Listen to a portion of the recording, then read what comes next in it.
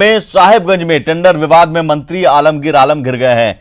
मारपीट के लिए उकसाने और साजिश रचने के आरोप में मंत्री और सीएम हेमंत सोरेन के बरहेट प्रतिनिधि के खिलाफ मामला दर्ज किया गया, जिसके बाद अब बीजेपी हमलावर हो गई है और मंत्री आलमगीर आलम से इस्तीफा मांगा है।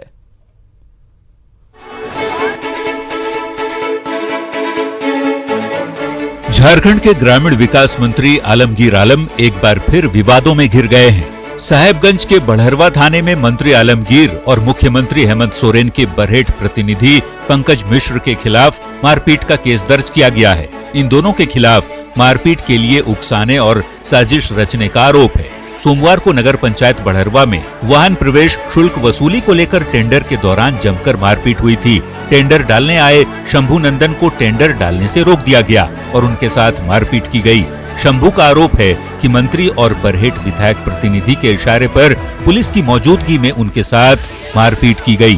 डीआईजी ने साहेबगंज एसपी को पूरे मामले की जांच के निर्देश दिए हैं। ये जांच के बाद ही हम लोग बता पाएंगे कि क्या है क्या नहीं है। अभी तो हम लोगों ने पुलिस अधीक्षक महोदय से केवल जांच के लिए बोला है। जांच के जो तथ्य आएंगे वो आपके सामने हम लोग उजागर कराएंगे। उसके बाद जो भी रहेगा उसको विधि सम्मत।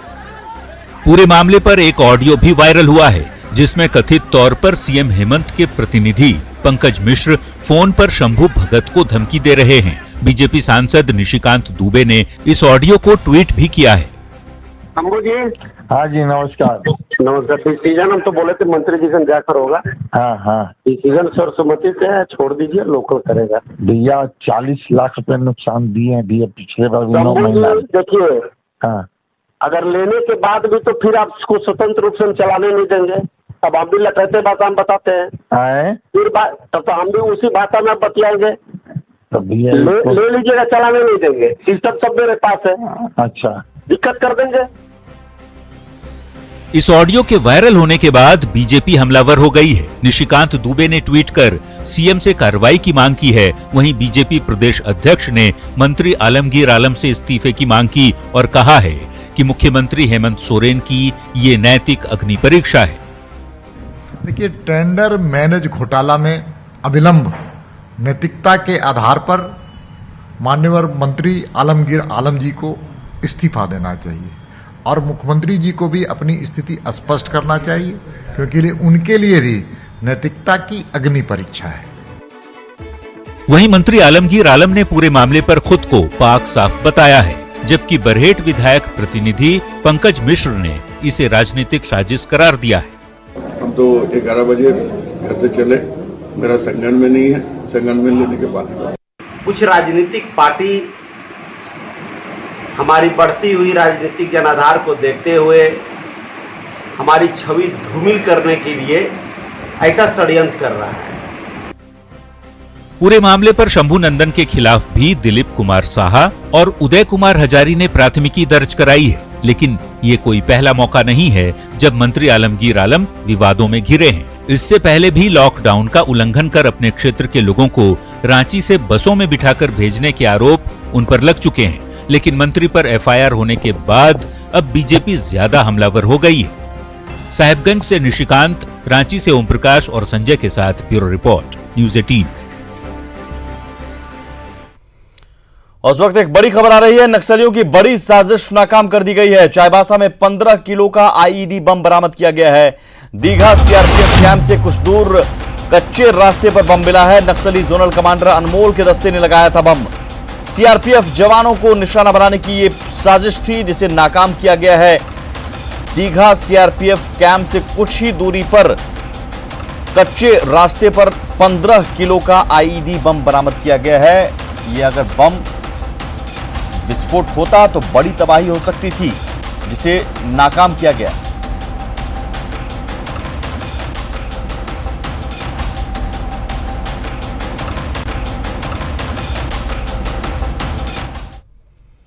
साहिबगंज के भोगनाडीह में शहीद सिद्धू कान्हू के वंशज रामेश्वर मुर्मू की हत्या की बीजेपी ने सीबीआई जांच की मांग की है। बीजेपी अनुसूचित जनजाति मोर्चा ने राष्ट्रीय उपाध्यक्ष अरुण उरांव ने सीबीआई जांच की मांग करते हुए सरकार और स्थानीय प्रशासन पर जांच में देरी का आरोप लगाया। सांसद समीर उरांव ने कहा कि वर्तमान सरकार के कार्यकाल में आदिवासी समाज के लोगों की हत्या का मामला बढ़ रहा है। उन्होंने गुदड़ी और गुमला की घटना का जिक्र भी किया। 12 जून को रामेश्वर मुर्मू जी की हत्या हुई। बोगनाडीह में, और उस हत्या को रजिस्टर करने में, एफआईआर को रजिस्टर करने में करीबन 5 से 7 दिन लग गए।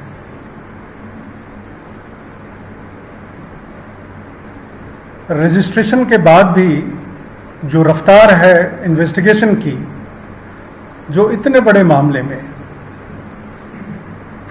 वो बिल्कुल कछुए की गति से चल रही है। कोल ब्लॉक की नीलामी को लेकर झारखंड में सियासत थमने का नाम नहीं ले रहा। कोल खनन पर केंद्र की नीति पर जेएमएम ने बाबूलाल मरांडी को खुले पैनल में बहस की चुनौती दी है। जेएमएम विधायक सुदेव कुमार सोनू ने कहा कि कोल खनन के वर्तमान तरीके से बीजेपी कॉर्पोरेट हितों को फायदा पहुंचाने की कोशिश में है। वहीं जेएमएम विधायक की चुनौती को स्वीकार करते हुए बीजेपी विधायक सीपी सिंह ने कहा कि समय और स्थान सुदेव कुमार सोनू तय करें। बीजेपी का कार्यकर्ता उनसे बहस के लिए तैयार है। खुले पैनल में बैठें और निजीकरण के खास करके इन कोल ब्लॉक उद्योगपति मित्रों को देने के फायदे वो जनता को गिनाएं, और मैं उनके सामने गिनाता हूं कि झारखंडियों को इस केंद्र सरकार के फैसले का कितना बड़ा खामियाजा भुगतना होगा। बाबूलाल मरांडी चुनौती क्यों स्वीकार करेंगे? चुनौती हमारा एक साधारण कार्यकर्ता भारतीय जनता पार्टी का स्वीकार करेगा और वो सुदीप जी को बताएगा, और फिर सुदीप जी को तब पता चलेगा कि भारतीय जनता पार्टी के एक एक कार्यकर्ता एक एक विषय की जानकारी रखता है, उसकी पकड़ है, और राष्ट्र हित में भारतीय जनता पार्टी के कार्यकर्ता काम करते हैं। इसलिए उनकी चुनौती निश्चित रूप से जब कहेंगे, जहां कहेंगे, अपने किसी कार्यकर्ता को मैं उनके साथ बहस के लिए भेज दूंगा। साहेबगंज में मल्टी मॉडल बंदरगाह से जल्द ही कोयले और स्टोन चिप्स की ढुलाई शुरू होने की उम्मीद है। बंदरगाह के चालू होने से न सिर्फ रोजगार के अवसर बढ़ेंगे बल्कि संथाल का विकास भी तेजी से हो सकेगा।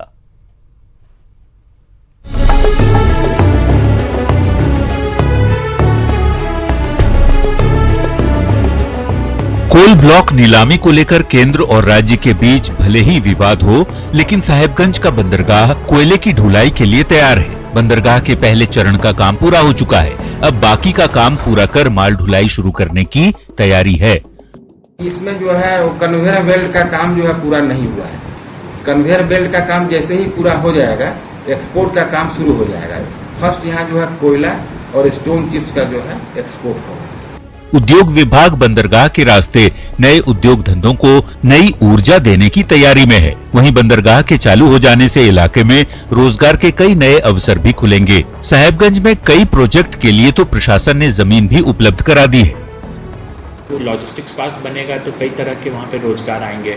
लॉजिस्टिक्स मूवमेंट के लिए व्हीकल ड्राइवर्स के जॉब्स आएंगे, ट्रक्स चलाने के लिए वहाँ पे कई तरह का सामान ढुलाई होता है, उसमें लोगों का काम आएगा। कई मशीन ऑपरेटर्स का काम आएगा, तो उस तरह के लोगों के लिए भी रोजगार बढ़ेगा।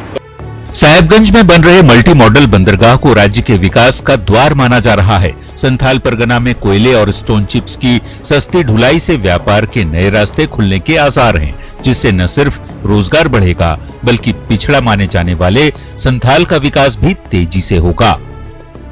निशांत कुमार, न्यूज़ 18 साहेबगंज। कोरोना संकट में दर्जी का काम करने वाले लोगों की परेशानी बढ़ गई है। सिमरिया के फतहा गांव के सैकड़ों लोग सिलाई कार्य से जुड़े थे, लेकिन कोरोना संकट के कारण इन्हें काम नहीं मिल रहा है। ऐसे में अब ये मदद की गुहार लगा रहे हैं। वहीं श्रम नियोजन पदाधिकारी ने कहा कि मजदूरों को रोजगार से जोड़ने की कोशिश जारी है।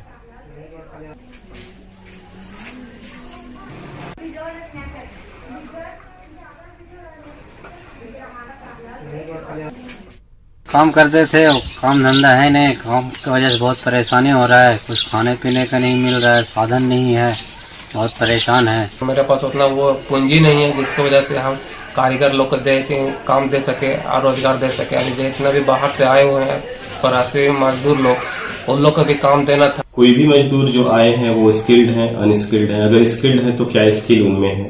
नहीं है। इसका रजिस्ट्रेशन ऑनलाइन हो रहा है और सारे रजिस्ट्रेशन करने के बाद इसके बाद तो उनको किस तरह का कामों में एंगेज किया सकता है या तो सरकार द्वारा क्या योजनाएं आएंगी, ये डिसीजन लिया जाएगा।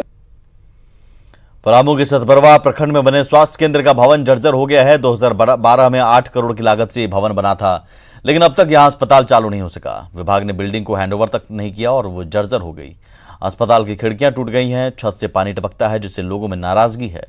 जायजा लिया संवाददाता नीलकमल ने। सरकारी पैसे का कैसे दुरुपयोग होता है उसका ताज़ा उदाहरण है सतबरवा प्रखंड में बना ये सामुदायिक स्वास्थ्य केंद्र का बिल्डिंग। आपको बता दूं कि 2012 में ये बिल्डिंग बन के तैयार है, मगर अब हालात इसकी जो है पूरी तरह से जर्जर हो चुकी है। पूरा बिल्डिंग जो है बर्बाद हो गया है। आप इसको देख सकते हैं कि क्या हालात है। जितने भी विंडो है सारे टूट चुके हैं। जो भवन है वो पूरी तरह से क्षतिग्रस्त हो चुका है। कारण है कि इसे स्वास्थ्य विभाग ने हैंड ओवर नहीं किया है। स्वास्थ्य विभाग का कहना है कि बिल्डिंग गुणवत्तापूर्ण नहीं बनी है, जिसके कारण ये पूरी तरह से जर्जर हो चुका है। आइए हम अंदर का भाग दिखाने की कोशिश करते हैं। आप देख सकते हैं कि ये जो छत है वो पूरी तरह से टूट के गिरने लगा है। बनने के साथ ही दीवारें जो है उसको आप देख सकते हैं तस्वीरों में क्या हालात है कि ये अस्पताल का ये ओपीडी का भाग है। आप इसमें साफ आप देख सकते हैं कि छतों की क्या हालात है। पानी से पूरी तरह से छत सीपेज करने लगा है और ऐसे ही कमोबेश सभी कमरों की यही हालात है। सभी जो जितने भी बिल्डिंग के पार्ट हैं यहाँ पे सभी के हालात कुछ इसी तरह के हैं। सोच रहा था कि हॉस्पिटल बन जाएगा तो रोजगार मिलेगा कुछ को, मगर ये तो बनकर और अथी हो गया। यहाँ कुछ भी मतलब कुछ हो भी नहीं किया है। मतलब अंदर जाकर देखिएगा तो और सब पूरा का पूरा बिल्डिंग टूटा हुआ है। यहाँ पे अगर चालू हो जाता तो बहुत ज़्यादा मतलब यहाँ का पब्लिक का फायदा होता, बड़ बीमारी का इलाज होता। पूरा स्थिति इसका डगमग है, जर्जर स्थिति है, सीपेज वगैरह हो रहा है। और कुछ ऐसे लोग हैं जो कि बर्बाद के मनसा बनाए रखते हैं, तोड़ फोड़ जारी रखते हैं, अभी भी चुपके से घुसते हैं, तोड़ते फोड़ते रखते हैं। अगर विभाग इस पे ध्यान दिए होता तो शायद सरकार के करोड़ों रुपया का बना ये बिल्डिंग आज कारगर साबित होता और यहाँ के लोगों को इलाज होता, उन्हें बाहर नहीं जाना पड़ता। नीलकमल, न्यूज़ 18 पलामू। पलामू में अधिकारियों की लापरवाही से पीएम आवास योजना फेल साबित हो रहा है। चैनपुर के बांसडीह के कुनिल राम पिछले 2 सालों से पीएम आवास योजना के लिए दफ्तरों का चक्कर काट रहे हैं। उसने मुखिया से लेकर अधिकारियों से गुहार लगाई, लेकिन अब तक उसे योजना का लाभ नहीं मिला। कुनिल राम मजदूरी कर 7 सदस्यीय परिवार को चलाते हैं और खपरेल के जर्जर घर में रहने को मजबूर हैं। जो है से के आसरा में अब तक जो है से हम हैं, जो कब मिलेगा जाते हैं। मुखिया जी भी तो बोलते हैं कि अबर आएगा तो मिलेगा, फिर जो ऐसे आश्रय देखते रहते हैं कि अबर में मिलेगा तो अबर में मिलेगा। रामगढ़ के बिजुलिया तालाब को चंडीगढ़ के सुखना लेक की तर्ज पर विकसित किया जाएगा। इसमें लोगों के मनोरंजन के सभी साधन मौजूद रहेंगे। जिला प्रशासन और छावनी परिषद ने बिजुलिया तालाब के सौंदर्यीकरण के लिए प्रोजेक्ट तैयार कर लिया है। जल्द ही जिला प्रशासन तालाब को छावनी परिषद को हैंडओवर करेगा। मतलब एक मॉडल के तहत हम लोग उसमें देखें कि जहाँ पे सारी फैसिलिटी रिक्रिएशनल के रूप में, एक्टिविटी के रूप में वहाँ पे किया जाए। जैसे जॉगर्स पार्क हो, जहाँ वॉकिंग प्लाजा हो, आपको ओपन जिम हो, बच्चों के लिए बंकी जंपिंग झूले, अच्छा कैफेटेरिया, अच्छी शौचालय आदि की व्यवस्थाएं एक सुनियोजित तरीके से की जाए, ताकि लोग वहां पर जाकर अब एक अच्छा समय गुजार सकें। एक अच्छा हॉटस्पॉट हो रिक्रिएशनल सेंटर के रूप में इसको डेवलप। लोहरदगा के शहरी इलाके में भी गंदगी का अंबार लगा हुआ है। वहीं नाली खुले हैं, जिससे लोगों को काफी परेशानी का सामना करना पड़ रहा है। जायजा लिए संवाददाता आदित्य सिन्हा ने। कोरोना वायरस को रोकने के लिए सरकार अनेक तरीके के नियमों को ला रही है। सोशल डिस्टेंसिंग का पालन, फेस मास्क और साफ सफाई में लोहरदगा जिले में कचरे का खदान लगा हुआ है। यहाँ पे हम देख सकते हैं कि कचरा पूरे तरीके से यहाँ पे फेंका हुआ है। लोग इससे काफ़ी परेशान हैं। नगर परिषद साफ सफाई के लिए कोई भी कदम नहीं उठा रही है, ना ही किसी भी नाली में यहाँ पर स्लैब लगा हुआ है। स्थानीय लोगों का कहना है कि यहाँ नगर पालिका का कोई आदमी नहीं आता कचरा उठाने के लिए और न साफ सफाई के लिए आता है। अब है कि इससे इतना मच्छर होता है, इतना बदबू और इतना गंदगी फैलता है कि हम लोग को बाहर निकलना या अपने घर में बाहर बालकनी में कहीं भी बैठना दुश्वार है। लोहरदगा से न्यूज़ 18 के लिए आदित्य सिन्हा। सरायकेला के आदित्यपुर में छात्रा हत्याकांड का खुलासा हो गया है। एसपी की माने तो बारिश से बचने के लिए छात्रा एक स्कूल में गई थी, जहां उसके साथ 3 युवकों ने गैंगरेप किया। इस दौरान वहां मौजूद 2 और युवक निगरानी कर रहे थे। इसी बीच किसी तरह छात्रा दरिंदों के चंगुल से भागी और दरिंदों से बचने के लिए नदी में उतर गई, लेकिन नदी में पानी ज्यादा होने से वो बह गई।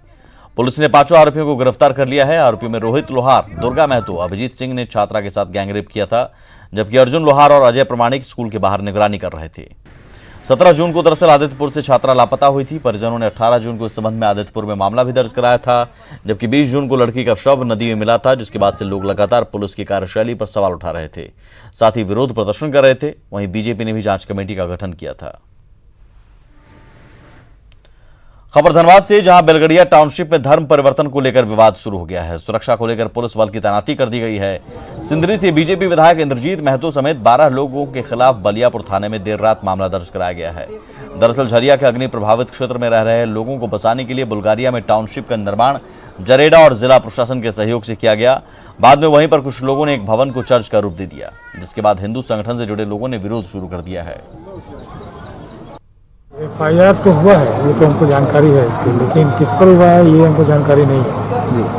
हम लोग बताए ना कि अभी SP साहब के पास बैठेंगे, सारे डॉक्यूमेंट्स को अभी निकालेंगे हम लोग, उसके बाद तब हम लोग डिसाइड करेंगे कि क्या करना है। झारखंड के किसानों को अब पंचायत स्तर पर मौसम की पल पल की जानकारी मिल सकेगी। बिरसा कृषि विश्वविद्यालय ने एक खास मोबाइल एप्लीकेशन बनाया है, जिस पर राज्य के 4400 पंचायतों में मौसम के बदलाव की जानकारी मिलेगी।